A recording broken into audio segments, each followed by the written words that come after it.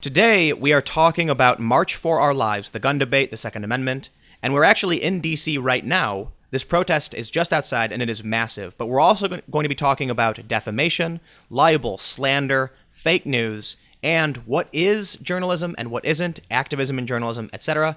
This is the Culture War Podcast.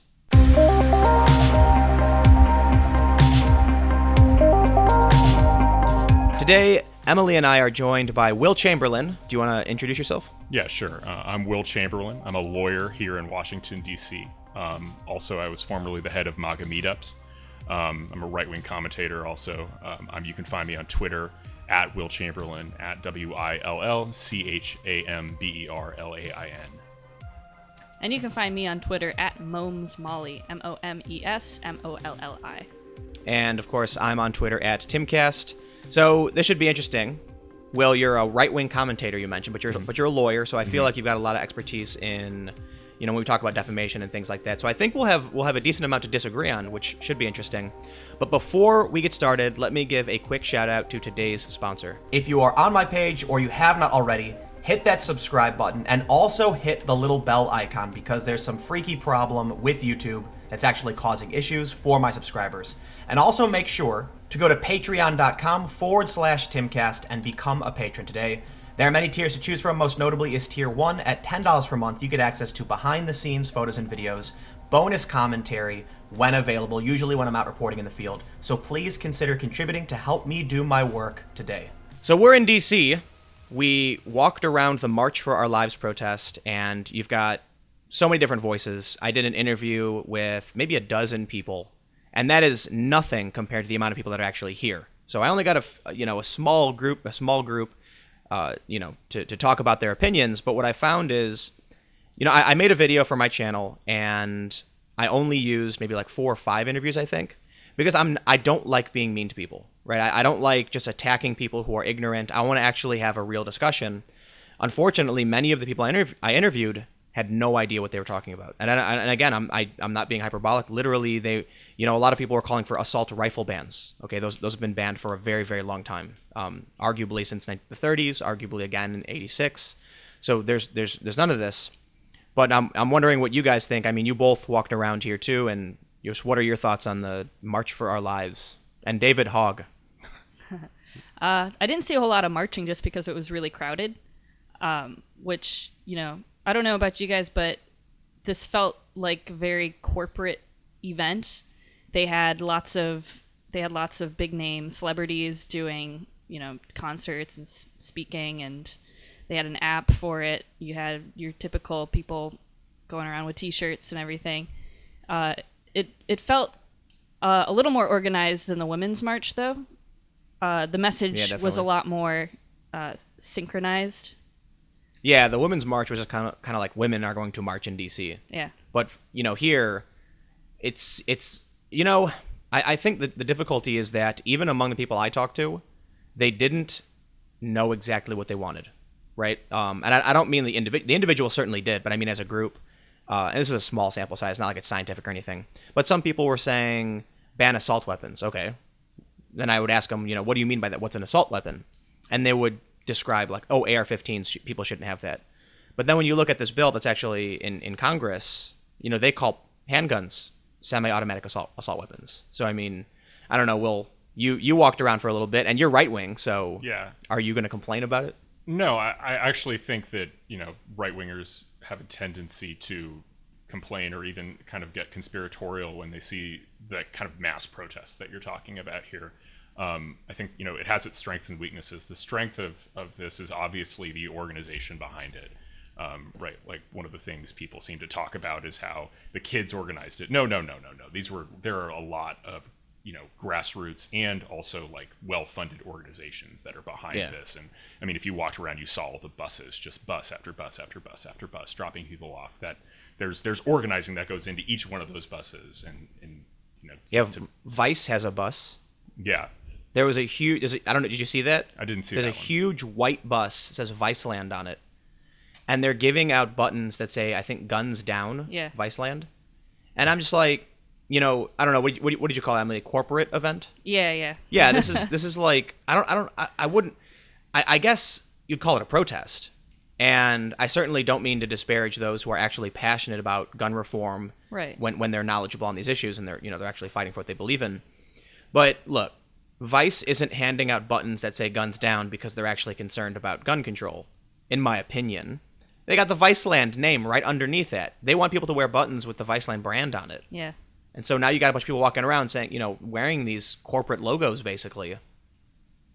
It's a lot of the money. most conformist protest I can think of, right? Like there's very little rebellious about it when you have both Hollywood stars and major corporations all backing this like a supposedly rebellious movement. It in a sense, it's really the rebellion is the current administration, and like the establishment is the existing population of DC, like trying to reject that administration almost like it were some sort of cancer that they just need to get rid of. Well, that sounds like a very Trump supporter Yeah. response. I mean, Well, I am a Trump supporter, so Right. I disagree. yeah. But only in the sense that, these people are looking at the Trump administration as the establishment. Trump's a billionaire. He's an international real estate mogul. He's certainly one of the powerful elites. And he embodies what the left has been fighting forever. I mean... True, but he's also a traitor to his class, right? If you actually looked at where he's from, what in his home borough, for example, what was the vote for him? 90-10 against or something like that in Manhattan. And his base is completely outside of the major cities. And I mean, Hillary Clinton recently said something along the lines of 2/3 of America's GDP. I won 2/3 of America's GDP because that's where her votes were. It's like, well, that's also where the elite is. That statement right there is the perfect example of why she lost, in my opinion. Right. Yes, you're right. You are the elite class, and there were working class individuals who rejected that and voted in. But now, from the American left perspective, those who like Hillary, they voted in a billionaire. These people on the left, they look at Hillary like, she's homegrown. She's certainly wealthy now, but I don't like any of them. Fair. Will's making a face. Right. But certainly the left who likes Hillary, and I gotta admit, I think most of them who voted do not like Hillary. Yeah. They're Bernie all the way. But like the way I would imagine, at least a lot of people I've spoken with, the way they see Hillary versus Trump is this crony capitalist billionaire guy. Bolton is now, what position did you just give Bolton? National security advisor. Yeah. And Bolton's a war hawk. He was working with W, right? Yes. So there's certainly a lot of criticism to go around for Trump and what he's done. Oh, sure. I mean, Trump's not without criticism. That said, I think that, there is this interesting dynamic where the left positions itself and conceives of itself, and many progressives do, as rebelling against some sort of establishment, right? I mean, what is the civil rights movement if not, trying to fight against this entrenched establishment in the South, and also, throughout, even in the northern states, to achieve civil rights, and to like really protest in the streets, and you go back especially to things like when the activists were registering people to vote in the South when you couldn't actually vote, and people were getting killed. That was really hardcore, right? That was really hardcore protesting, positioning yourself against authority. And the left is in an interesting position when it has to protest gun ownership, because in doing so, it's in alignment with both elite opinion and the establishment here in Washington. And to the extent there's a rejection of this position, there's the NRA that they can point to as this evil institution, but that represents like 5 million gun owners, most of whom are not wealthy or elites. Yeah, like rural middle class people. Right. So this fight ends up being, it has an air of, I have to say, punching down a little bit. Like it's the people in elite states and from elite districts saying that we want to take the guns from people who don't live in those places and might be facing very different circumstances that lead them to want to own guns. I have a question, and I don't do these videos where I go out and just try and find the stupidest person to make look silly. And there was a woman who had a sign that said ban assault rifles, and I flat out told her, I was like, hey, I'm going to ask you a tough question. Is that okay? Because I'm not trying to just make this kind of nonsense. But I didn't ask this question, but I had to wonder why these people out here are terrified that Trump is literally a white supremacist Nazi sympathizer, but they would want to empower the government to ban or restrict the purchasing of guns and things like that. So I understand, a lot of people on the left don't think there's going to be an armed rebellion against the government. I think one of the arguments is that when the right to bear arms was codified, the strength of the U.S. Army was based around, muskets and artillery. And today, the U.S. has nuclear weapons, Scud missiles, Hellfire missiles and things like that. So what's a gun going to do? But I think it's kind of funny that you have this group that's, talking about this tyrannical orange Hitler, what they call him, and then at the same time being like, and also give your guns up to the government. And there's also a more interesting tension, I think, kind of along those lines where, the left has taken a very strong line on controlling policing and changing the way police work. There's, some going all the way so far as to say all cops are bastards, and that yeah, line, that's ACAB. right? There's even an acronym for it. So there's a tension between the notion that all cops are bastards and those same cops should be confiscating guns from American citizens. Well, someone told me today that they said the reason police are shooting everybody is because we have an armed populace and they're scared that someone will have a gun. And what she said was, if we just get rid of those guns, those cops won't be scared anymore. Mm-hmm. Right, yeah. Yeah, no. They're a little naive. They're going to find guns. Like, considering that a lot of people in Chicago don't legally own their firearms, it's not so much... Even when you start making guns illegal, if you start making guns illegal, people are going to still manage to get them. Yeah.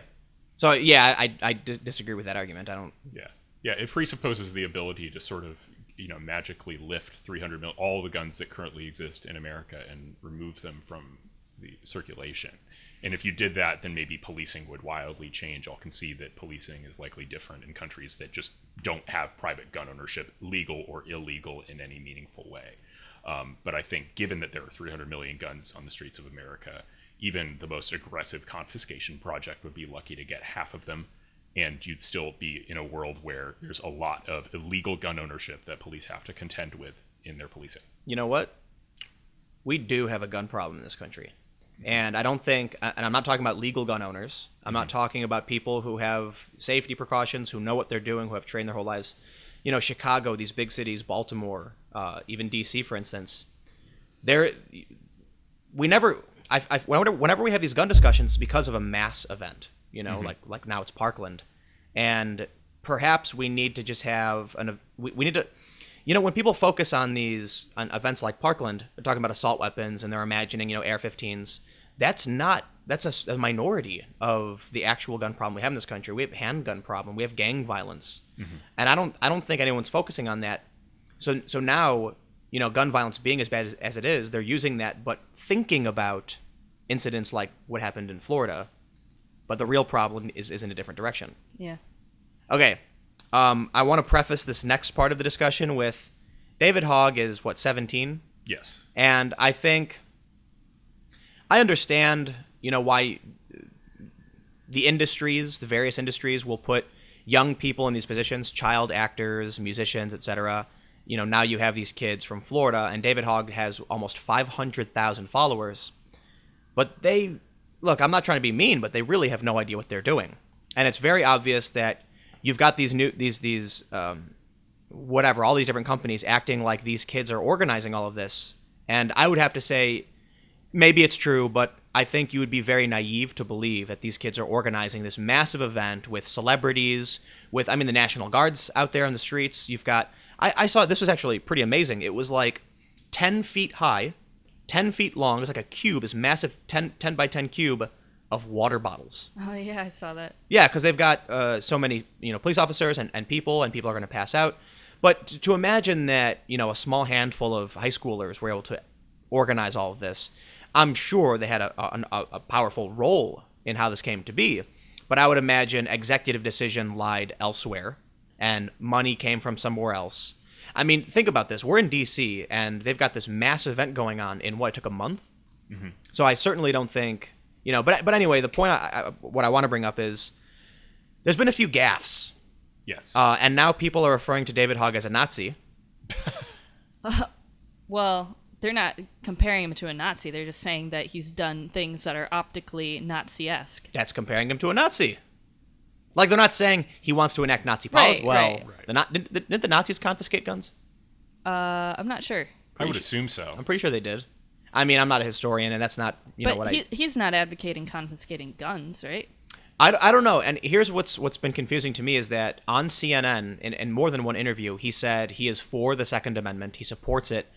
And I'm going to try and get as close to the quote as possible, but he said, I want every American who is mentally stable and, passes a background check to be able to buy a gun.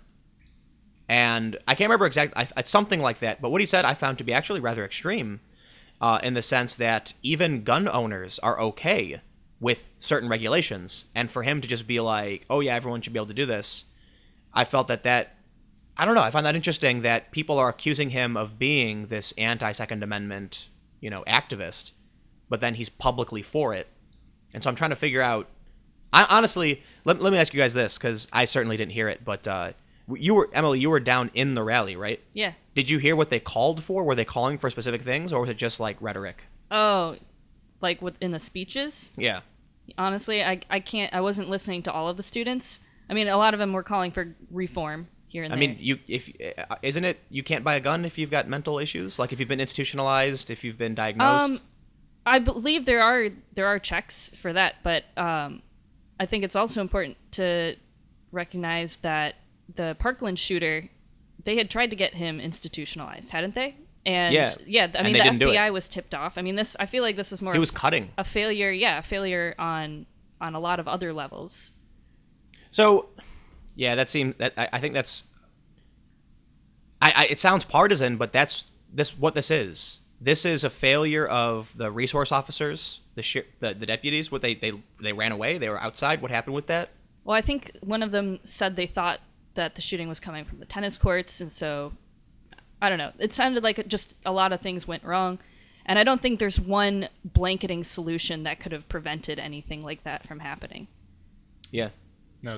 School shootings have their own etiology, right? They're just sort of a unique phenomena about like what leads to someone wanting to engage in a school shooting and what sort of policing is necessary to try and preempt it and stop it, assuming you haven't confiscated every gun in the country. But if you're saying you're pro Second Amendment, then you ruled that out, which sort of connects to a broader issue that I think the left has on gun control. They know that the Second Amendment polls well, and they know that they're not going to go out there and argue for ending the Second Amendment, even if some of them deep down want it gone. But once you concede that, then you don't really, the low-hanging fruit in terms of background checks, most of that's already been picked up. And so it's hard to find that like obvious policy, that obvious wrong policy that isn't in place yet that would fix the gun problem. So what you end up with is an impressive march and a lot of people who feel really strongly affectively about gun control, but no coherent, obvious policy that they're pressing for. Like, no, the signs saying reform, ban assault rifles. Yeah, which they already are. What does reform mean? And I ask people like, so what does that mean to you? And they would be like, common sense gun policy. Yeah. And I'm just like, I heard a lot of that. Yeah. I mean, look, man, I'm not a gun expert. And I think a lot of gun enthusiasts are going to have an opinions in one direction. But, one thing Steven Crowder says is that this is a debate between people who own guns and know about them and people who have no idea anything about it. I think that's an extreme opinion. Mm-hmm. I met some people down there who actually did have some understanding, certainly. But I would say most people, they really didn't. And they want action. A lot of the signs said action now. They have signs saying act. So a lot of people told me, we just want to tell Congress it's time for change. And I ask them, okay, so what would you propose? And they don't really have answers. Although there were a few smart people I did speak with, absolutely. I think probably the best answer I got was that we shouldn't outright ban all guns. There should be a slow limiting on magazine size for what's practical. Do you need, extended magazines and things like that? And what they said was that simple regulation, if you regulate your cars, you got to wear a seatbelt, you got to buy insurance, and we could implement simple things like that for gun ownership. Why wouldn't that be the case? That way you can ensure people's right to bear arms, but protect for liability. And I think the ultimate point was over time, simple regulations that allow for people and protect their rights, but slowly make it more difficult will wean us off a gun culture. And that is if you're of the opinion that we shouldn't have a gun culture. So the point I'm trying to make was with this individual I spoke with is that they certainly had thought about it. And that's, hey man, if you thought about it, if you've read up on it and you have some good ideas, I'm willing to hear them. Better than somebody who's totally ignorant. Yeah, I don't think 100,000 people came here to march for liability insurance for gun owners. Right? No, absolutely. Like, I think there's sort of that tension where they want to reveal no, get rid of the guns. We don't like guns. We think nobody should be owning them except the police, and save for maybe the occasional hunting rifle, and that's it. Well, that makes no sense, right? And this is what I had a lot of people say. Oh, hunting rifles are okay and handguns are fine, and I'm like, what is a hunting rifle? No, like what is that? An AR-15 can be used as a hunting rifle. Oh no, AR-15s are assault weapons. Why? Because they're black? Yeah. Bump stock I get, even though you can bump fire if you know how to do it. It just, like I said, it seems like a lot of people haven't really thought this through. And the original assault weapons ban was like pistol grips and magazine clips. And there's I guess probably the best argument is simply because people will find ways around regulation and break the law. It doesn't mean you shouldn't have laws. But I don't know. The fact you should always get skeptical when anybody advocates common sense reform, right? Because the common sense reforms are implemented. Like, the country's murder is illegal, years, right? You can't do it. People do it. And when somebody says, "Oh, my thoughts are common sense," well, then why doesn't everybody agree with you, right? Because it's not common sense. Because it's not common sense. No, it's very elitist. Yeah, and also it's a kind of, they're at a disadvantage without a specific platform. I mean, compared this to the DACA debate, I think Democrats' ask on DACA is very clear, right? Just re-implement and save the kids authorized under President Obama's policy, give them amnesty. And so when they make a specific demand, it's, they can make a specific ask of Congress, and they very nearly got it through, save for the intervention of right-wingers. But when it comes to this, I have no idea what realistic proposals Democrats have, distinct from what Republicans already just did in Congress with one of their Stop Violence Acts. And I think I just don't see much coming out of this, despite how impressive the feat of getting 100,000 people to this rally was. Here's what depresses me about all of this. Most of the signs made no sense. What is it? What is that? Yeah, face? no, I get annoyed when I see the ridiculous ones that are like, well, no, not even the jokes I can deal with, but the ones that are like, if you're not for reform, then you're for murdering children. Yeah. Yeah, like, come on, man. Nobody who's against, what you're advocating is saying, okay, no, I'd rather have children murdered. I saw a couple that said only racists want to own guns. Yeah, come on. Like things along those lines. But then you've got the signs that are just jokes. Like ever since that sign in Chicago that said Rahm Emanuel likes Nickelback. You guys remember? Yeah, okay. Oh, yeah. Reminds me of the Hunter Pence jokes back in, I don't know if you guys remember that thing. No. Hunter Pence is a San Francisco Giants baseball player, and whenever he'd go around the country, they would just say stuff like Hunter Pence likes Nickelback, yeah. He likes pineapple on pizza, like that sort of. Hey, pineapple on pizza, that's up for debate. But a lot of these signs are making jokes, and you've got the absurd hyperbolic statements on these signs. You've got some signs that make literally no sense, like ban assault rifles. I can't tell you how many signs I saw that said that, and I'm like, okay, so you're basically asking for a law that was passed like 100 years ago. Or you want to ban all semi-automatics, one of the two, right? Well, an assault rifle is an automatic, right? You know, so but yeah, I guess now the new bill is to ban most semi-automatics. But it's depressing when I realize you got 100,000 people down here, and most of them are just, in my opinion, I think people come to events like this to feel good about themselves, to feel like they're doing something, but they don't know what they're asking for. They're asking for action, reform, change. There are a lot of people here who do know what they want, but they disagree with each other. Like some people told me, we need to ban all guns, period. And then someone else told me, oh, no. We definitely don't want to ban handguns. That's okay. So I'm like, okay, but you guys are at the same event. What's going to happen? Congress is going to pass like a generic. I mean, the current thing that's in Congress is they call any handgun that can carry more than 10 rounds, they call that a semi-automatic assault weapon. Like the definition's getting pretty crazy.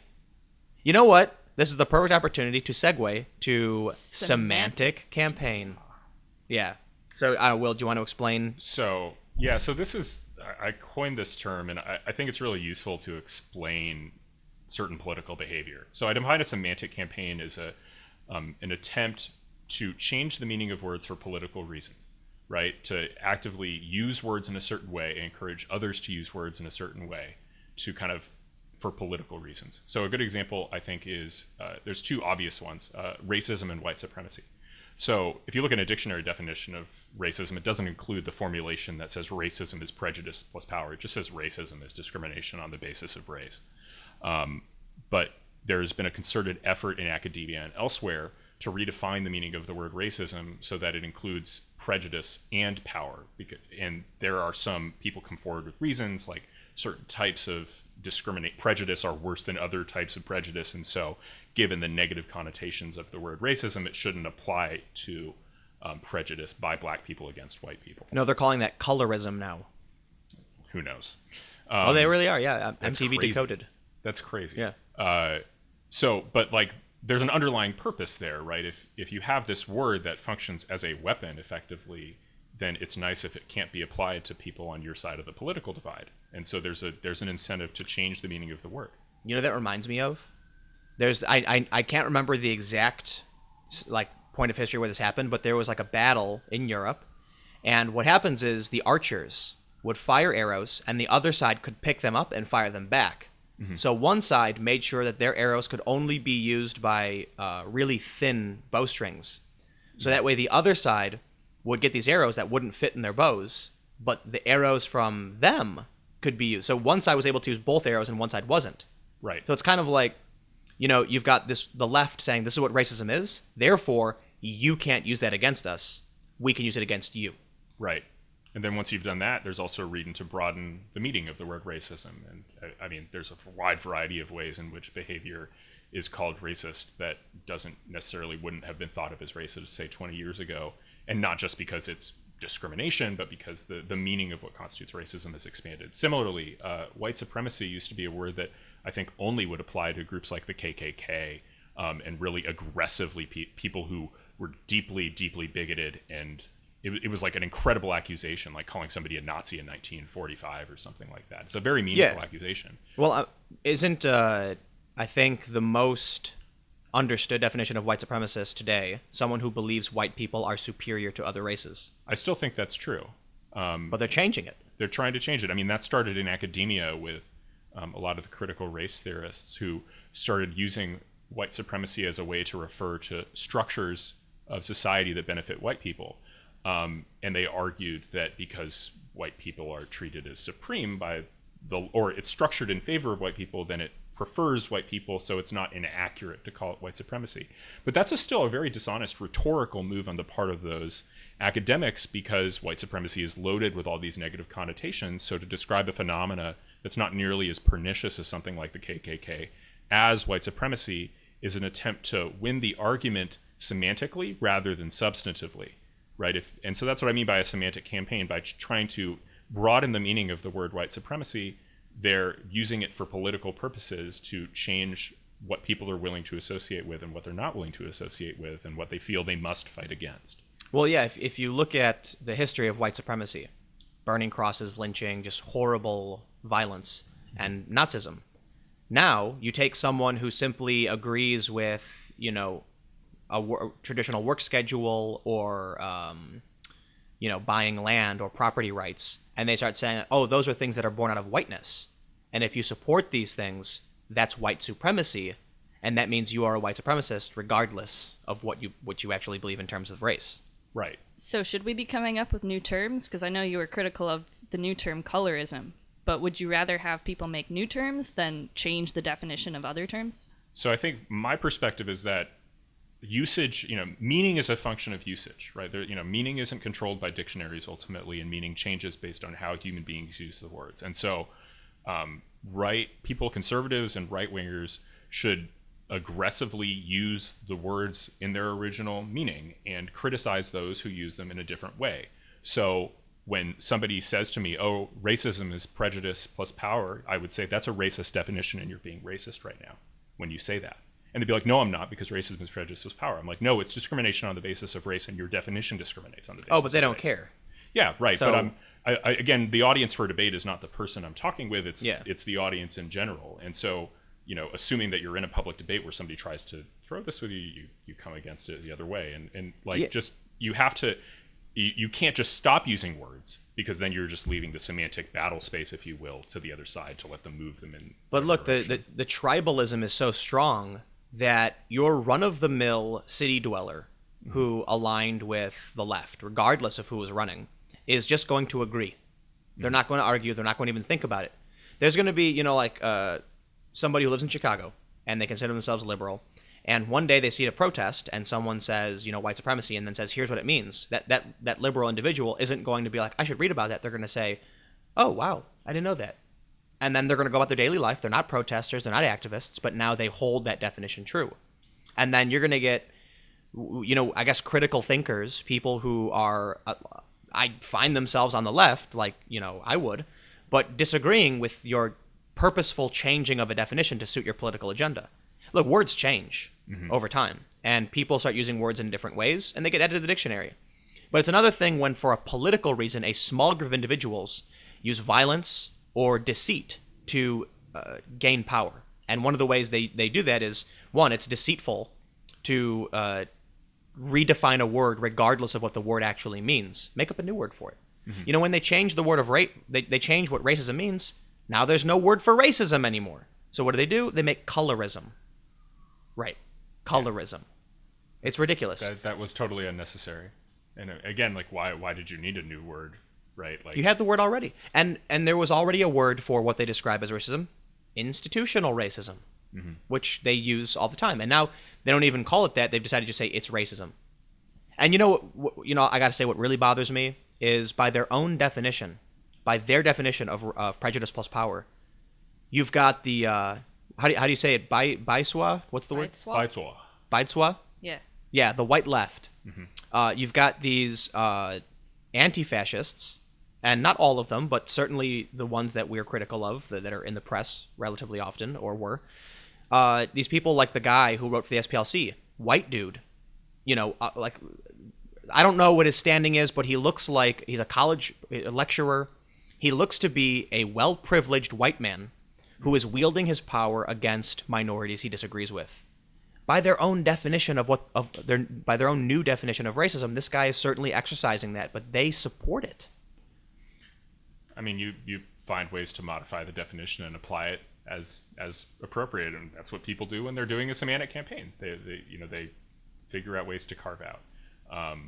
Although it's interesting that you talk about Beitzel. It's a manifestation of what in America is almost what somebody described as a caste divide, right? Like when white people criticize other white people for being racist in the way that like Antifa members criticize you or somebody else, they think of you as they don't think of themselves as the subject of the criticism, right? Yeah. They don't. Why is that? Well, you're part of a different group. You're not in their group.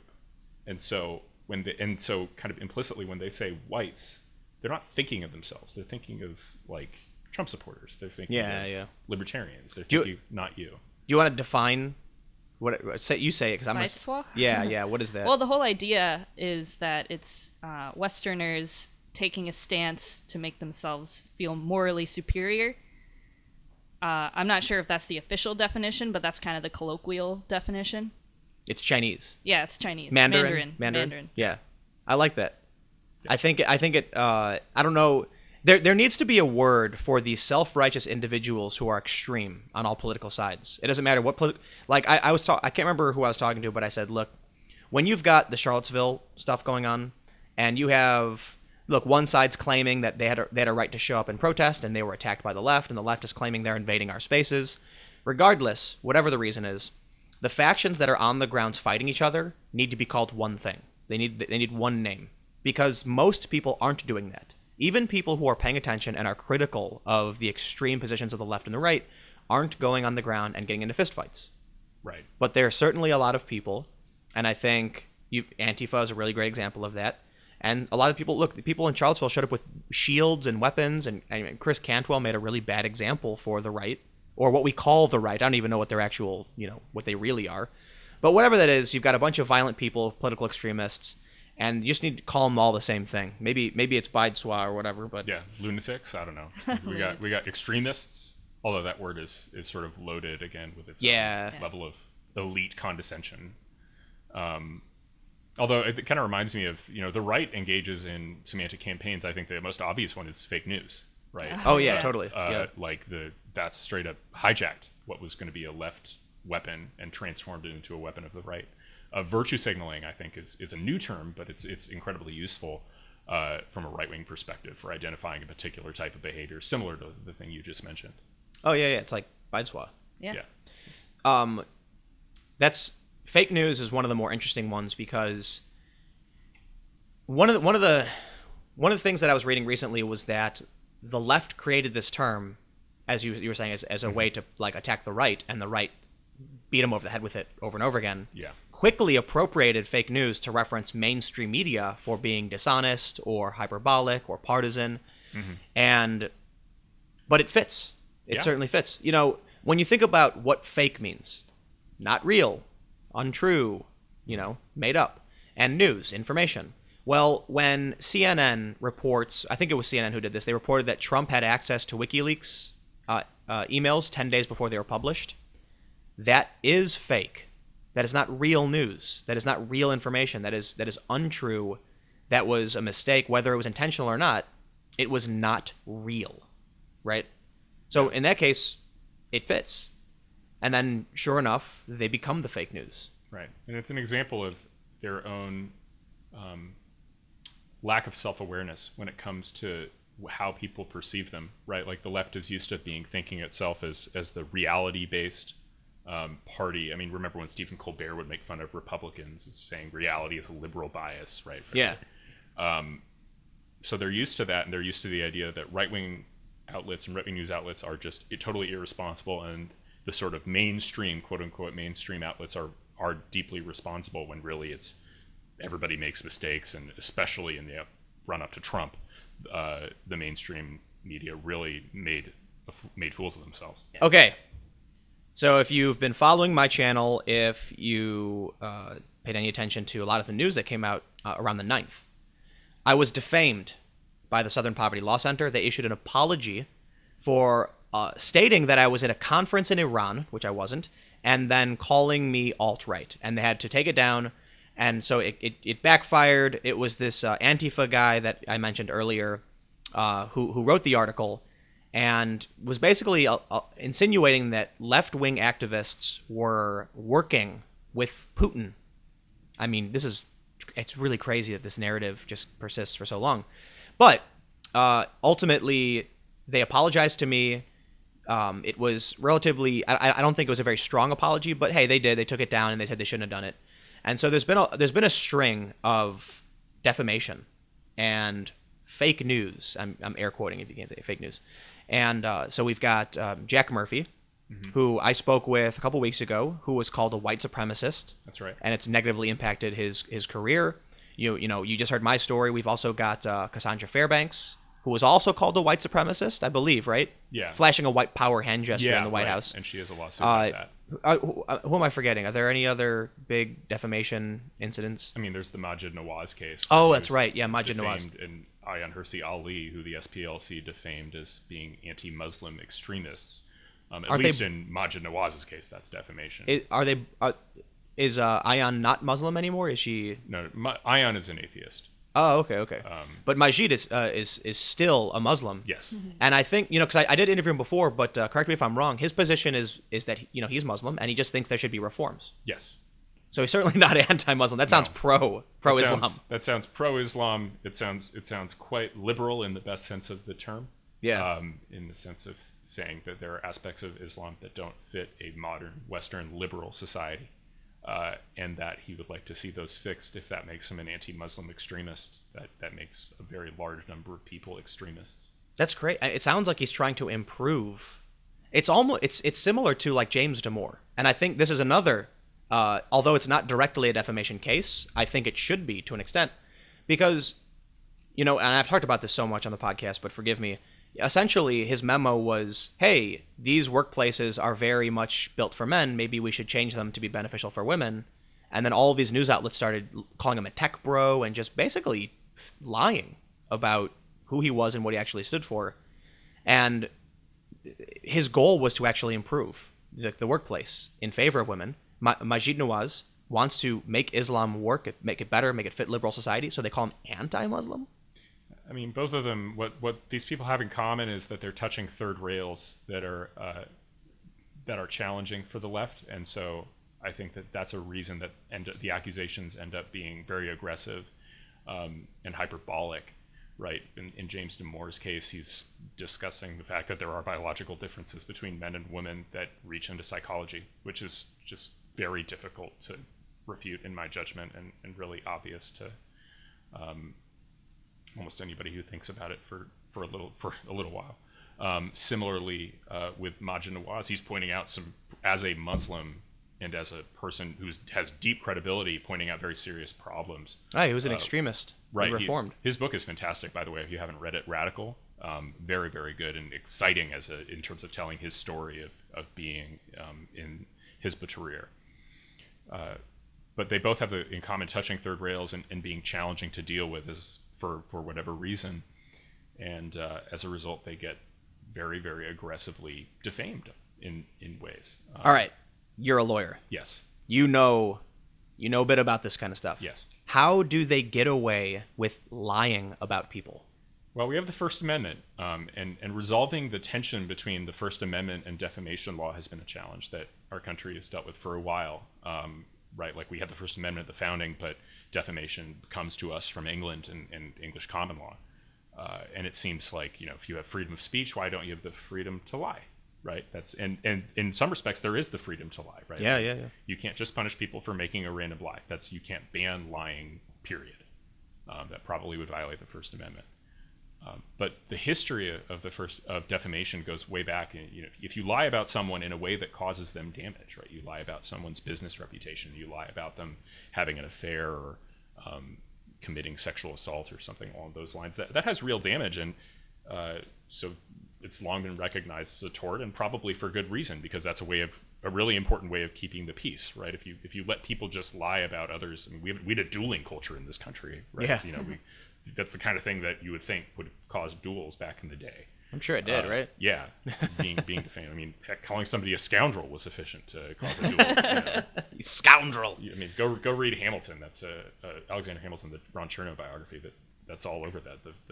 There's a great exposition of dueling culture at turn of the 19th century. That's crazy to be like, well, you lied about me, so now one of us is going to have to die. Right. Seems a bit extreme.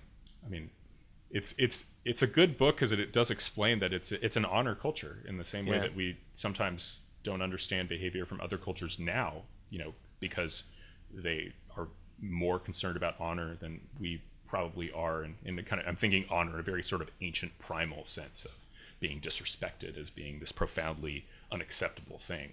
And moreover, that the maintenance of one's own honor meant that you couldn't tolerate that level of disrespect. And there's all these interesting methods of dueling, but trying to duel in a way that nobody would get killed, like intentionally firing your weapon in a different direction or just off, and hoping that your opponent in the duel would recognize that you had fired like 10 feet above their head, and they too would fire 10 feet above your head, and so everybody would get to keep their respect, having showed up at the dueling ground and gone through with it, but not killed anybody. Do you know when dueling ended?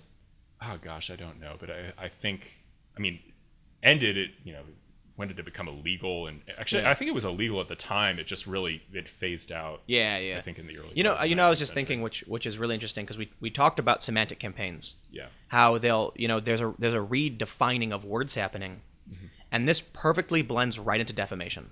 Right. When they said that Cassandra, for instance, who Will and I both know. Emily, you know her, but I met her like once. Yeah, Will and I are friends with Cassandra. Yes. So full disclosure, but. This reporter from Fusion, which is now called Splinter, tweeted that Cassandra had made a white power hand gesture. So what's fascinating about this is that was a hoax by 4chan. It's the OK sign, right? So if you're listening, think of the OK sign, but it's and it just, when Trump talks, he makes that hand gesture and he goes back and forth like that. And so a bunch of Trump supporters started making that hand gesture. 4chan decides that it means white power.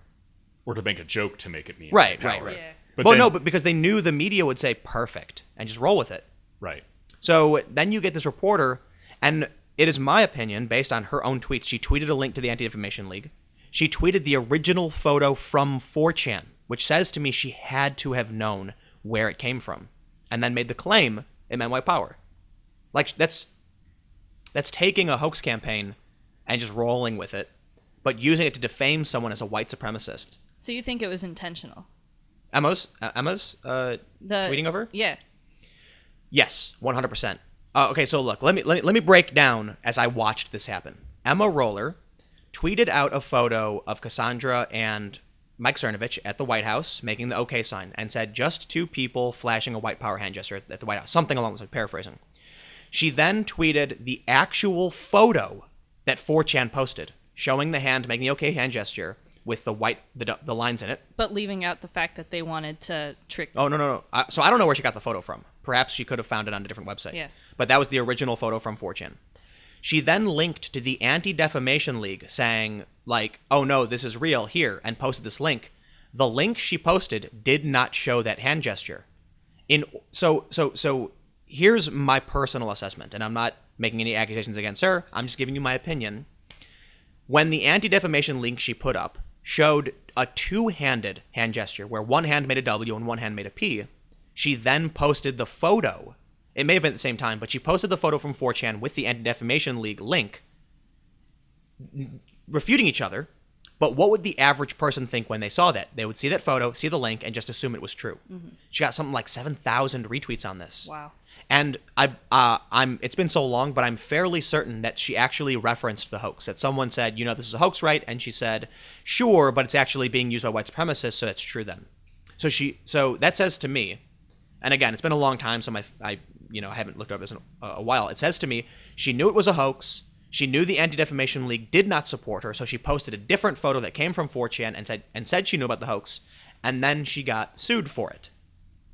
And now she's acting like, oh no, it wasn't malicious, So first, this is a great analysis. This is a great example, because now I'm going to ask you, what makes something defamation? What makes something, something you can actually file a claim against? So a defamatory statement is just a false statement that injures someone, right? Like that's a published false statement that injures someone, and publishing can mean as simple as talking to somebody about it, right? You can defame somebody by telling their boss and only their boss a lie that leads that person to fire them. Okay, so if someone did that, could I sue them? The question is, I guess, would I win? Would you win? Right? Would you get yeah. past a motion to dismiss, which is right. like, have you stated a claim? So that depends on a number of factors. First, the question is, what is the standard, the intent required to prevail? For most tort law, defamation is actually fairly unique. Most tort law, it's a negligence standard, meaning did you take reasonable care? Did you act as a reasonable person would under the circumstances? And if you didn't, you can be found liable for a tort. But in the case of defamation, the Supreme Court found in a famous case called New York Times v. Sullivan that in the case of public figures, at least, you have to prove that the defendant had actual malice when they made the defamatory statement. And actual malice has a very technical meaning in the context of defamation law. It doesn't mean like malicious in the sense of angry, right? People think, oh, I hate you, so therefore I'm malicious, and if I say a defamatory statement, that's intent. Wrong. Actual malice means you either knew it was a lie or you harbored actual doubts. Like, in fact, harbored actual doubts. Not that a reasonable person would have harbored doubts, but you harbored those doubts. Okay, so this is a good example then. If Emma Roller tweeted the wrong link, or a link to the Anti-Defamation League that did not support her, mm-hmm. and specifically acknowledged there was a hoax, do you think that is sufficient evidence that she harbored doubts as to whether this was true? I mean, I think it's probably enough evidence to get past a motion to dismiss and even summary judgment, and then it would ultimately come down to a jury trial about whether or not they believed her testimony, when she almost certainly would say, I genuinely think it's a white power hand symbol. I thought it at the time, right? Like, she's going to get up there and say that under oath. And it's going to be a challenge to prove her wrong in context that that's not what she meant, especially if she has explanations like, I think the meaning, at the time I said it, I think the meaning had changed to make it a white power symbol, because I know, in fact, that white supremacists were using it. Like that, would be a challenging argument to deal with. But do you think that the argument from Cassandra's side that if you knew there was a hoax, from 4chan to change the meaning of this, then certainly you must have harbored doubts. Now, she can deny it, but do you think that's sufficient for, not to say you could predict what a jury would say, but do you think that would have some weight to a jury or a judge? Yes, I think it would. I think for sure Cassandra has a viable case, and then Emma needs to be concerned. I mean, it's a slam dunk? No. I mean, defamation's really hard. It's definitely, the area of law where there's just been a lot of ring fencing. There's a whole slew of media companies that have a very big interest in making sure that defamation law is weak because they're the most likely defendants. And, and there is a First Amendment, right? In England, defamation law is much more robust because there's no First Amendment. So there's nothing, there's no constitutional right to speak that is getting in the way of the development of tort law, as opposed to here. So, but that's not the only case, right? There's the Majid Nawaz case. I think it's almost certainly defamatory to call him an anti-Muslim extremist. So I guess in my case with the SPLC, and I'm using this as a segue into Majid Nawaz, they claimed that I had attended a conference in Iran in 2012 with the Holocaust denier. Right. That would my take on that would be that if they really were going... So first, let me just say the SPLC apologized, and I respect that, and I appreciate that. But if they were to defend this, that would mean they are saying, at no point did they harbor any doubts as to the truthfulness of an archived version of a website for Holocaust deniers. That means the SPLC actually found there to be credible information among these Holocaust-denying conferences or something. Or at least that their author did, right? Right. That's a hard thing to say, especially since you weren't there and you said you weren't there, and there's no evidence. Oh, and they never asked me. Yeah. He just published it and said it was true. Right. And so again, it goes to what was his intent when he made the statement, and it goes for any time he's repeated the statement, right? So I know that I'm pretty sure the person in this case repeated the statement recently that he said nothing in my article was wrong. He said there was one incidental error in which he referred to me. And then he posted again he actually tweeted out, not to me, he tweeted someone else saying that he apologized. It obviously wasn't malicious. It was a mistake. So, whether or not this college lecturer believes that, first of all, the website doesn't exist. It was archived. So he's not even looking at the actual website. He's looking at an archive of a website for an Iranian conference that was supporting Holocaust deniers. And to me, I'm like, you really? I don't think any rational person would take something like that as evidence on the internet. Yeah, and so this is actually a really good instance where you kind of query whether the Supreme Court got it right by saying that you need to prove actual malice as a defamation defendant, because it's very challenging to prove what somebody's state of mind was. Yeah. Right? It's a lot easier to prove that they were being thoroughly unreasonable, right? It's obviously unreasonable to accuse you of this, but if the question is, did he really think you were at this conference? You'd have to really do a lot of work in discovery in your depositions, get his documents, right? There's a lot of things you'd have to do to kind of understand whether he actually had that state of mind. But shouldn't there be an instance where we can challenge them in some way to prove the statement is wrong and then simply have them correct it, right? I mean, there's retraction statutes in various states, but most of them only limit the damages you can get. They don't actually end the case for a defamation plaintiff. Really, I think the question is, we feel very strongly about defamation because it strikes us all as so obviously wrong. Even in the context of free speech, lying about people to hurt them is just wrong, and people understand that you should be civilly liable if you lie about someone in a way that damages them, and understand that even free speech does indeed have limits when it comes to this sort of thing. So in Majid Nawaz's case, the SPLC is basically, because they're fighting him, right? I assume they haven't given up, yeah. right? But that would mean that their official position is that they don't harbor any doubts. They really do believe he's an anti-Muslim extremist. I mean, I don't want to be too aggressive and say that they now don't harbor any doubts about whether he's an anti-Muslim extremist, but that when the author of their article if I were in their shoes and I would make this argument, I would say the author of the article, when they made the statement, didn't harbor doubts, thought it was right. And then if later evidence came to be maybe there was a mistake, blah blah blah blah. But that when they made the statement, they didn't think that. And so I don't want to say that defending yourself in a defamation case is such an aggressive statement of I do not harbor any actual doubts about. the meaning of what I said. I guess where I'm trying to go is, it seems to be the most rational thing is if the New York Times, hypothetically, published a story about me that was wrong, I should have some recourse to make them correct it if I can prove it, right? So let's say CNN reports Tim Pool hates dogs.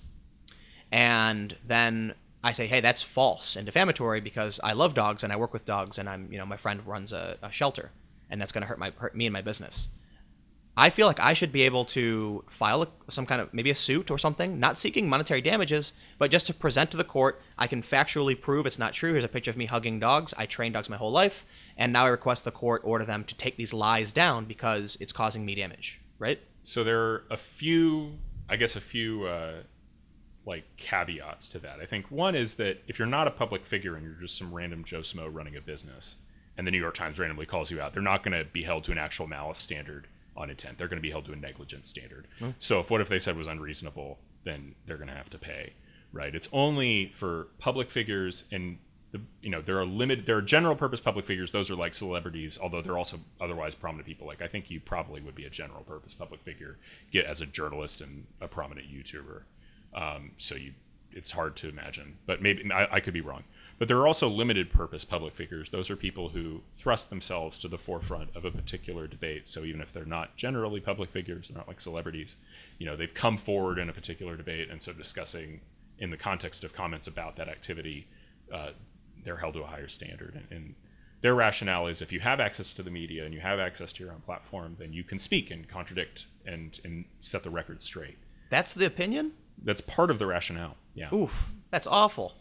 Yeah, I think that, and not to bring up somebody that many of your viewers might not dislike, but Justice Scalia, who's a First Amendment, a very serious supporter of the First Amendment, and has written some good opinions on this, also said that he thought that Sullivan, the New York Times v. Sullivan case that created the actual malice standard, was just wrong. That there's, when at the founding, when people wrote the First Amendment, there was no understanding that meant that defamation law was now illegal or that defamation law was now constrained by the First Amendment. Like that's Sullivan's a 50-year-old case maybe, and defamation law had been around far before that. So from Scalia's perspective, Sullivan was wrong, and people should be held to a negligence standard like they are in most of the rest of the Commonwealth countries where British common law has its roots. That's so tough. Because certainly there will come an instance where you challenge someone in power and publish the truth about them, and they accuse you of lying and try to run you through the courts to make you take it down, to protect their interests. Right. And that actually connects to another big protection. It's one of the reasons defamation suits are generally challenging is the existence of anti-SLAPP laws, a SLAPP being an acronym, SLAPP, Strategic Lawsuit Against Public Participation. And the idea is that people would use these defamation lawsuits to shut down critics by essentially saying you either have to spend a bunch of money on litigation or settle and retract. And so these laws kind of create a different burden, or they create a special motion to dismiss where you are in a position where you as the plaintiff and bring the suit, if you lose this motion to dismiss, then you will have to pay attorney's fees to your opponent. But that law, in addition to the actual malice standard, means that defamation can be a really tricky area to be a plaintiff because you have these just unique firewalls, this extremely high intent standard, and then also this downside risk that you don't have in other areas of the law. So, for example, DC has an anti-SLAPP law that actually, there was a big dispute in DC in a big appeals case that when the Competitive Enterprise Institute and some National Review authors, Mark Stein, accused Michael Mann of they said that his work was fraudulent, right? That the hockey stick was a fraudulent thing in the climate debate. And Mann sued them for defamation, arguing that they had defamed him. And I don't think they did. I think that's actually clearly not defamation. Like, they're just saying, I don't like your work. Your work is bad. They're not necessarily saying you did something fake. And moreover, if they were saying that, then they had some reason to believe it, given a lot of work that's been done on the hockey stick.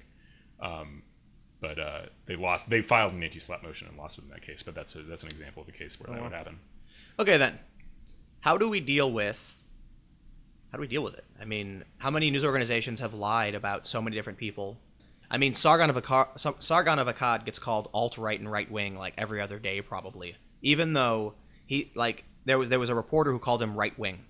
And I said, hey, just FYI, because I know this reporter, I was like, Sargon's left wing. Simply because he's anti-authoritarian against what you perceive as cultural left doesn't mean he's right wing. I sent them a video Sargon took of his political compass test, and they were like, oh yeah, but people refer to him as right wing. Yeah, I mean, well, you do what people do when they want to change the law through litigation, which is talk about children and blame it on sex trafficking. You find a case with good facts. So this is a strategy. This goes back to Thurgood Marshall, right? And also, I think, Ruth Bader Ginsburg, what she did with women's rights.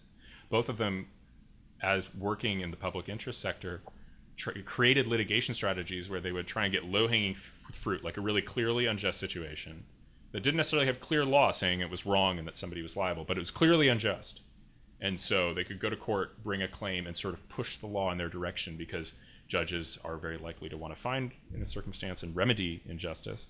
But in doing so, they write an opinion that makes law. And then once you have that opinion is precedent, you then use it for the next case. You push it a little further, a slightly less good facts case, but still one that is justice is on your side. But do judges have to go by precedent? They are expected to, and especially when you're talking about district judges, I mean, there's a 3-tier appellate system, right? Yeah. There's district courts, circuit courts of appeals, and then the Supreme Court, at least in federal court systems. Each lower court judge has to worry about getting reversed, and getting reversed is embarrassing and time-consuming and bad, right? They don't want to give themselves more work because they made a legal mistake for no good reason. So you're saying that they would typically just go by the precedents because it's safe. Right. And if they don't go by precedent, or if they know they're extending it, they want to couch what they're saying in as much precedent as possible. Like there are ways to you want to do it as well. I mean, sometimes you just can't, but the law is malleable because it's human words, right? Human words aren't computer code, human words aren't math. Yeah. So like the idea that having crystal clear rules is challenging in the law. The ones that always resolve themselves in a certain way. And because there's this natural indeterminacy and fluidity to language, there's a natural indeterminacy and fluidity to law. It seems like maybe the Majid Nawaz case could be, there's good facts. Yeah, Majid Nawaz is great facts. And it's a good case to both, it may not change the law about defamation, but it may be an example for the SPLC and sort of a firewall against aggressively calling people white supremacists and anti-Muslim when they're not. Yeah. Right. And if you get a good case like that, then suddenly, like, people wake up, right? Suddenly, the SPLC has to pay a judgment out of its very sizable, endowment, and other people start getting worried about it, and it changes all sorts of behavior, right? Like a major presidential decision doesn't just change what courts do; it changes what media companies do. So, if I make up my own word and start calling people that word, that's not defamation, right? Well, it depends. I mean, if you define the word in a certain way and then apply it to people in a way that makes it a lie. So what if I take the word flurble and I give it 4,000 definitions? Like the word run, for instance, has, several hundred meanings of what it actually means? Okay. I think run might be the most versatile word in the dictionary. It's like run could mean start a program. It could mean to sprint. Mm-hmm. There's a bunch of different things it can mean. So if I said flurble is a white supremacist or a racist or, right? And then I just said, this is how I define the word. And I put on my website saying, this is a word that I use all the time. Here's what it means. And then I said, Will, you're a flurble. Well, that comes to the question of how do you interpret the meaning of an allegedly defamatory statement, right? What does it mean? Yeah, well, I don't know. So in some circumstances where the statement is truly ambiguous, it would be very difficult to prove defamation, right? So I do have a point here. Okay. That with the changing of words, at what point does it become impossible to determine if it's defamatory or not? So this actually gets to an interesting concept in the law. It especially applies to statutory interpretation. I actually should pull out that book called Reading Law: The Interpretation of Legal Texts by Antonin Scalia and Brian Garner, which goes in depth on this question. You're a very right-wing individual. It's a great book. If you're in law school and you don't read that book, you're missing out. And if you're a debater and you don't read that book, you're missing out. It talks about how to think about interpretation of sentences, words, statutes. There's a concept called plain meaning, right? And what is plain meaning? Well, it's the meaning that something is commonly understood to have. Well, what is the meaning that's commonly understood? Well, despite the fact that meaning changes over time and is fluid and is not crystal clear and precise, like if I tried to call you a zebra, that would be wrong, right? A zebra has a specific meaning, and even if there's like shades to that, that would be wrong. Similarly, calling you alt-right is wrong, even if like certain people try to define alt-right in a certain way. There's a commonly understood meaning, and it could be, it would be a lot more challenging to argue, but there's enough of a commonly understood meaning that it could be shown to be false. Similarly, white supremacist, right? Still, the common understanding of white supremacist is this belief in the superiority of whites, not merely indulging in structures. There's an attempt to change it, but if you were asking, like, what is the plain meaning? What would most people understand this word to mean? Then they would understand it to mean that. And that's how you resolve. There's rules about how judges are supposed to. Judges make the decision about what a statement means for the purposes of a defamation case, and they try to find the plain meaning of the text. And if it is ambiguous, then they might resort to other measures or ultimately conclude that it's impossible to resolve. So let's say Emma Roller didn't mean white power in the supremacy, just like in the commonly understood way of white supremacy, but she meant it as the new left's definition of white supremacy, that it's a white power hand gesture in that it's a support of white systems and whiteness. Right. That would not get her anywhere, because that's a malice. The intent that she has to find is not the intent of the definition thinks of, right? The definition she wants. People think. It's what people think. So the definition that you're held to is not your own definition, but the objective plain meaning definition. You're held to, you're still held to your own intent about actual doubt and things of that nature, but not to the underlying statement. Do you think that we're going to see a lot more defamation, fake news, libel against particular individuals who challenge that cultural system? I think there's going to be a push. Again, it's such a nasty area of law for plaintiffs that it's uniquely challenging, and so I don't think it's going to be a tidal wave or anything, because just the idea of a tidal wave of plaintiffs defamation cases, where you have anti-SLAPP litigation threatening a major downside if you lose a motion to dismiss, where you have this very hard subjective standard of intent that's very hard to prove. It's always going to be like, in most cases, the joke among defamation lawyers is that they explain to their clients why they shouldn't sue. Yeah. Right. Because it's just a uniquely bad area of the law for plaintiffs in a way that other tort law is not. I want to go back and just say, maybe this is really naive because I don't understand law, but I just feel like if there was a system where we didn't have to worry about monetary damages, it was very, very fast, and if you could just simply present facts to prove something was wrong, they just change it. I mean, like there's another de minimis non curat lex. The law does not concern itself with trifles. I mean, one of the elements that you have to prove in the law is damages, right? And so, well, that's what I mean, right? So you're saying you were damaged. You're just saying the court shouldn't award you damages. No, so defamation, it seems like a costly procedure. It takes a lot of time. There's a lot of back and forth. But let's say CNN says Tim Pool is alt-right or something, and then I can prove that's not true. But CNN says, I don't care. I don't care if it's right or wrong. We're keeping it, and we're going to tell all these millions of people what we think is true, regardless of whether or not it is. I feel like there's a way to not only combat defamation but fake news by simply creating a way to say, look, it's not. I'm not mad at you. Like, Will, you tweeted that I was a white supremacist. I'm not mad. You made a mistake. I just want you to take it down and correct that, right? Mm-hmm. And then if I say no, somebody else steps in. There needs to be some, like, I feel like there needs to be something to say, okay. The mainstream media needs a moderator. Right, but but look, like the courts, I understand, like, oh, you've damaged me, you got to pay. That's more cumbersome than I'm even thinking. Mm-hmm. There should be a way that I can be like, hey, you've issued a statement about me, I challenge that statement, and I can prove it. And then there's some system that says, after reviewing the evidence, we found that CNN statements are false. We don't think there was malicious. We don't think that there was malintent, and thus we've asked them to change it, and they did. Right? I mean, that sounds like a kind of regulatory tribunal, like something that the FCC or some other tribunal would have. I guess it would cost money no matter what, though. I mean, yeah, it would be, there would be its own set of practices, and that's a lot of money to spend on something that ultimately isn't resulting in money changing hands. You know what? I'm going to say it right now. Subverse is going to allow people to challenge our definitions of them. That's fair. If we call someone something on Subverse and that it is not accurate, and they can present us with any information that refutes it, we'll correct. We'll make a button for it. Yeah. So, if there's somebody we call an anti-fascist, and they come back and say, hey, look, I can actually show you I'm not affiliated with this group, then we'll issue a correction apology and say, oop, we screwed up. Sorry about that, guys. Unless we have evidence that says otherwise, right? Then we're in dispute. And then, but I think it would be fair to say, they This is dispute the disputed, definition yeah. with this evidence, and then maybe do like a citation or something. Yeah, I'd say that's good information to put in. Yeah.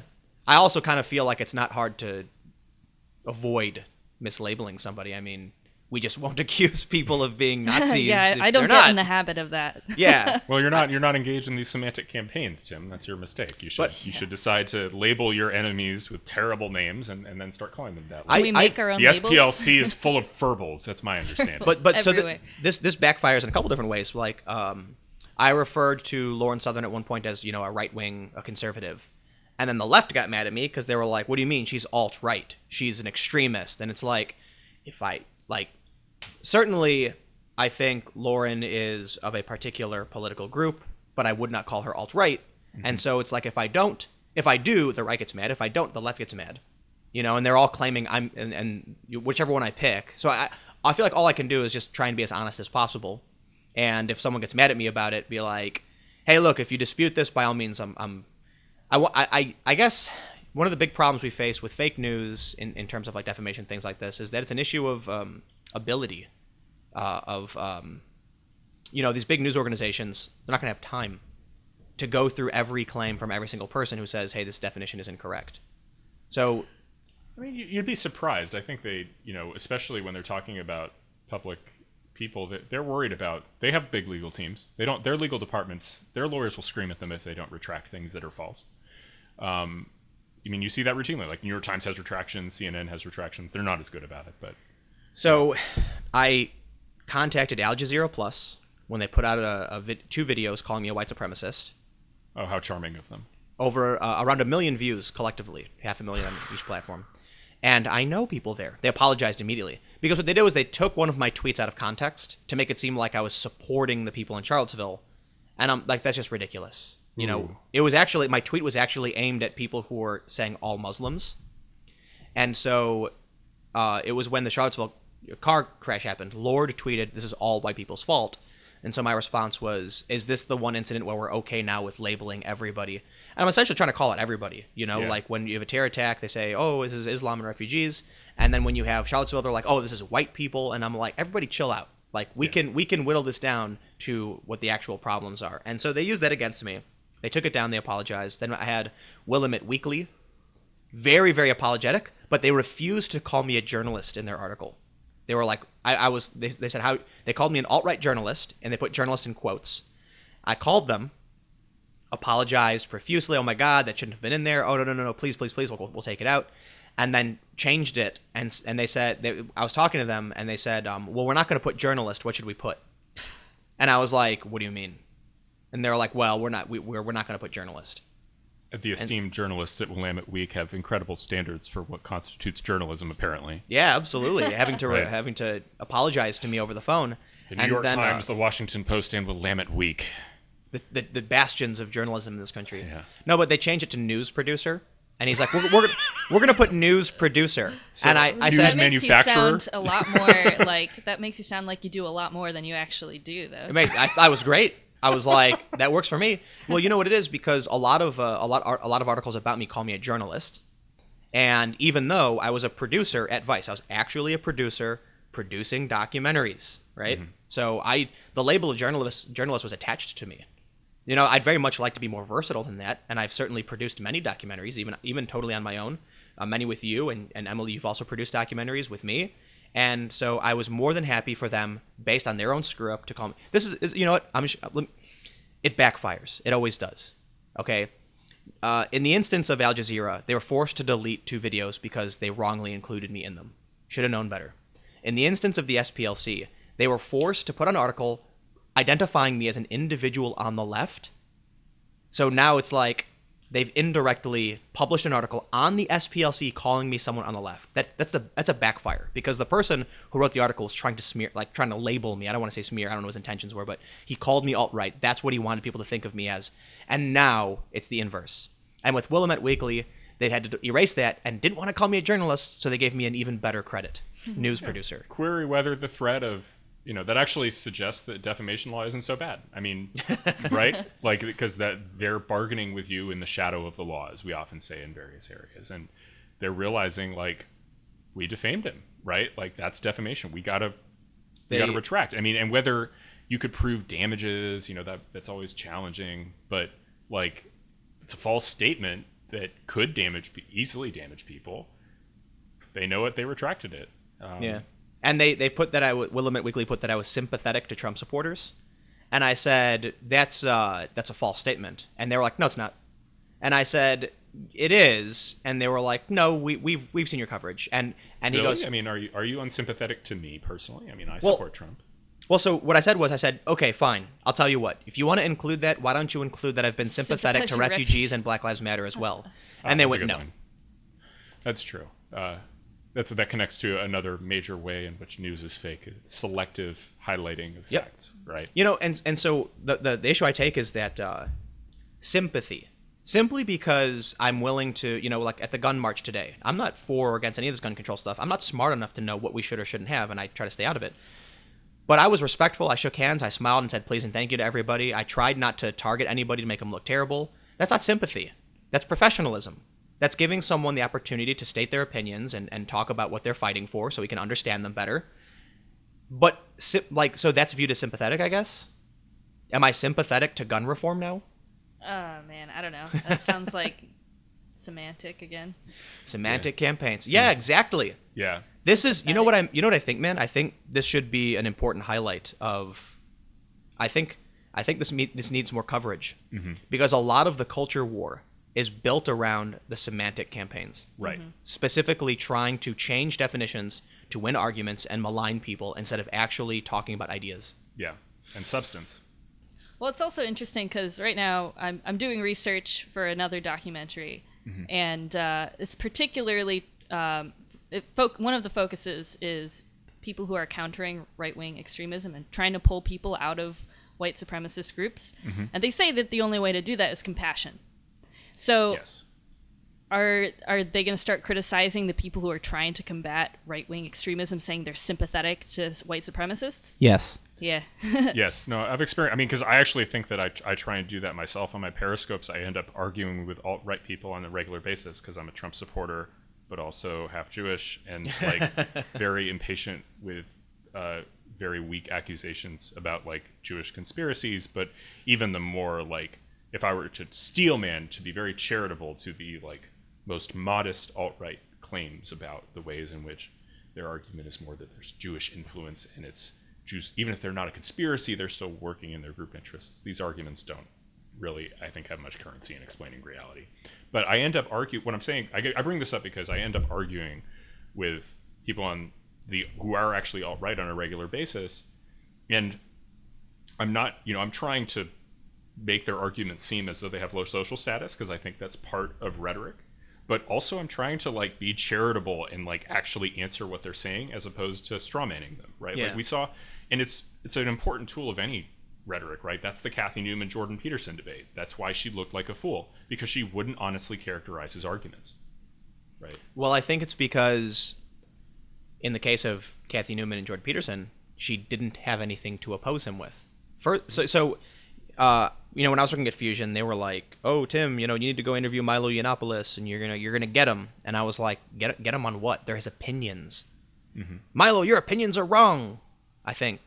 I don't know. We both have read this, and we both kind of disagree on the outcome. So, what do they think? What do they think is going to happen? And in the instance of Jordan Peterson and Kathy Newman, Jordan Peterson, my favorite part of that interview is when she was like, "What gives you the right to say all this?" He just makes this look, and he goes, "I'm a clinical psychologist." It's like, yeah, right. So that's the problem. Kathy, she's trying to argue with someone who is an authority in this area for how long? Like, over a decade, longer, and that's not good journalism. I watched that with utter disappointment, but she did give a gift of memes to the community, and so certainly that's valuable to many people. But I've interviewed people I disagree with greatly, and they speak at great length about what they believe. And what always bothers me about doing interviews is that, like today at the march, when I was challenging, and not even very strongly, these ideas about gun reform, people would go, "Who are you working for? What is this?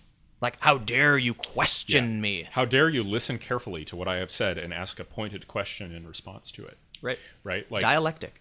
So it's kind of interesting. You say that they told you to go get people. When people have the mentality of trying to get people is usually when they don't, because then they have this temptation that I must win the argument at all costs. And so then I must do these things like straw man and do carefully. I was a debate coach before I was a lawyer, and one of the things I told my debaters is you can't win if you don't listen. It's more important than any technique of speaking is listening. You have to listen to it very, very carefully to what your opponent is saying. And the same thing goes with these public debates, and it goes for everything. Most people are really bad listeners. We're narcissists, right? Yep. And the only reason I like to think I'm a good listener is because I did competitive debate for 4 years and coached it for another 2. And if I didn't listen carefully, I got a loss, right? I think in the Kathy Newman case, one thing too, as a news producer, is you're trying to you want to make sure that one, you have some hard questions, but as they're talking, you have to make sure you have that immediate response.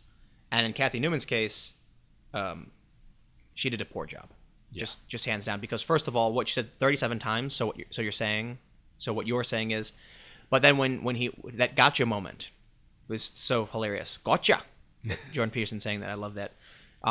Was because she wasn't having a real conversation with him. Mm-hmm. She wasn't listening to what he was saying. She was just trying to grab a few sound bites. It sounds like someone prepped her and said, "Here's what he believes," and then no matter what he said, she would throw out something that was seemingly nonsensical. A lot of people. I think it's fairly accurate to say when Jordan Peterson is like, "Oh, there's a multivariate analysis." So what you're saying is men are better than women. Were you paying attention to what I just said? Like, she clearly wasn't listening. Yeah, right. And it's like if somebody like Kathy Newman wants to make somebody look bad, you do it through a Socratic method, right? We have Socratic dialogue is how you make people look silly by answering them a broad question, getting a broad answer, and then revealing that the premises are flawed by getting to answer more specific questions that might undermine it. She wasn't doing that.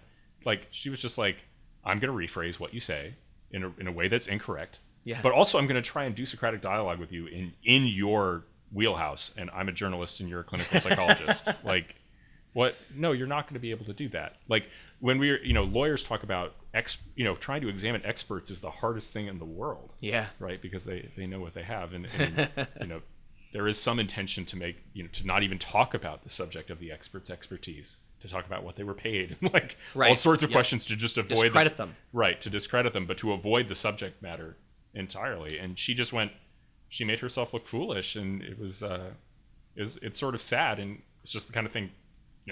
Don't do that. Listen to what your opponent is saying. So Will, what you're saying is that women are not good journalists? Yes, that's exactly what I'm saying. The joke is so old at this point and like overplayed, but I feel like it's always worth a chuckle. Oh yeah. And because we do discussions and interviews, there's always an opportunity when we bring her up to do it. Oh yeah. There was Jordan Peterson tweeted about wanting to do a debate with her, like an actual like discussion again, and because she's still been criticizing him, and of course the response from everybody are like to Jordan Peterson, like, so what you're saying is that et cetera, et cetera. It's a meme. It's fantastic. Yeah. I think certainly whether or not you like or dislike Jordan Peterson, the meme is funny. Oh yeah. Yeah. So we've been going for a little while, and I think it's about time to wrap things up. Again, I'm Tim Poole. You can find me at Timcast, and today we had Will Chamberlain, and you also know Emily. Will, do you want to just mention some of your socials or whatever? Sure. Twitter and Periscope, I'm at Will Chamberlain. So. And I'm on Twitter at MomsMolly, but you should also check out Subverse, which is at @OnSubverse, and on YouTube, youtube.com/subversevideos. Awesome. So we do these podcasts every Sunday, 4 p.m. It's on iTunes. It's on YouTube. So if you are listening on iTunes, you can do me a great favor and give us a good rating, because we're all such good, nice people. And tell everyone how awesome we are. Or if you hate us, thank you for listening anyway, for whatever reason. I really appreciate it. And if you're on YouTube, you can give a thumbs up, comment below, join in the discussion. I do go through the comments. I can't answer everybody, but it is greatly appreciated when you interact and engage. You can subscribe to my channel for new videos every day at 4 p.m. And if you're just interested in this podcast, it's every Sunday, 4 p.m., iTunes and YouTube, as I stated. Again, you can find me on Twitter at Timcast. Thank you all so much for hanging out. Stay tuned. I will see you either tomorrow or next week.